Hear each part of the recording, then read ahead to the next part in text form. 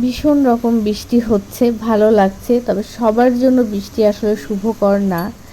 যারা ফুটপাতে দোকান দেয়, যারা ব্যবসা করে, তাদের এই বৃষ্টির ভিতরে বেচা বিক্রি আসলেই কম হয়, তাদের জন্য খারাপ, আরও অনেকের জন্যই খারাপ।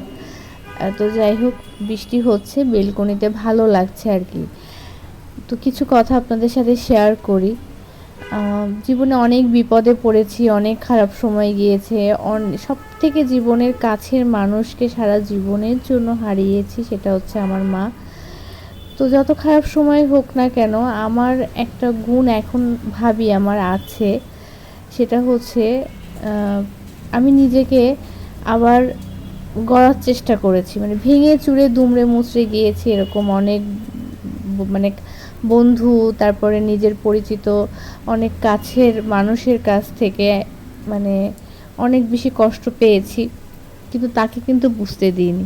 আমি চুপ করে তার কাছ থেকে সরে এসেছি। আমার কাছে মনে হয় এটাই ভালো। কেউ যদি আপনাকে কষ্ট দেয়, তার কাছ থেকে নিজেকে চুপ করে নীরবে সরে আসা